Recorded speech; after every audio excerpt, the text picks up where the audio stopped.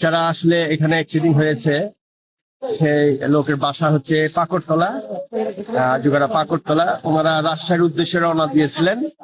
রাজশাহী সেখানে যে হয়তো ইমামতি করবেন। স্ত্রীটা হচ্ছে উকিল, উনি ইমাম সাহেব।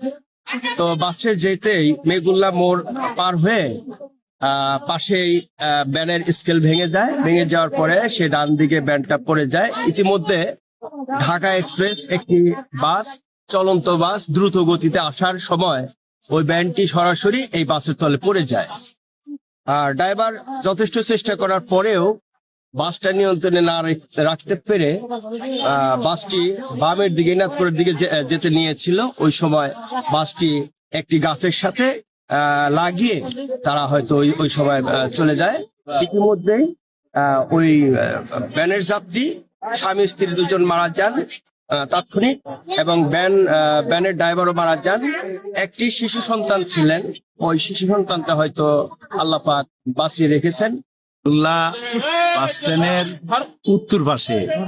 উত্তর পাশে ওই পাকড়তলার 3 যাত্রী একটু ভ্যানে করে রাজশাহীর উদ্দেশ্যে রওনা দিছিল বাড়ির থেকে।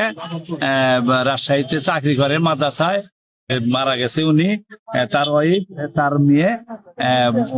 মেঘুলা বাস স্ট্যান্ডের উত্তর পাশে এসে সেল ভাঙ্গা যা রাস্তার মধ্যে গাড়িটা পইরা যায়।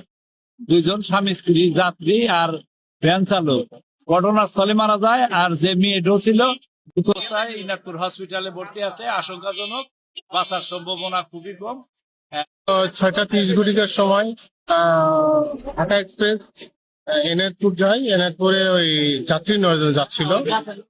এই মেঘগুলো আসার পরে, এখানে ঘটনাস্থলে আসার পরে অপর দিক থেকে আপনার একটা ভ্যানে 3 জন যাত্রী, স্বামী স্ত্রী এবং তার কন্যা সহ রাজশাহী যাওয়ার জন্য রওনা করছে। কড্ডা যাবে, কড্ডা থেকে গাড়িতে উঠে রাজশাহী যাবে। এখানে আসার পরে তার ওই ভ্যানের এক্সেলটা ভেঙে যায়। ভেঙে যাওয়ার পরে গাড়িটা ডান দিকে সাইড হয়ে ডান পাশে চলে আসে।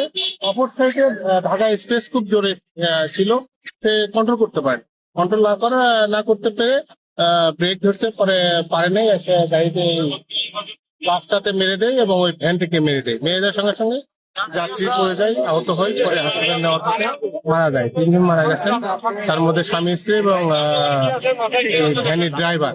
আর তার একটা মেয়ে আছে, মেয়েটা অসুস্থ, এনায়তপুর হাসপাতালে চিকিৎসাধীন আছে।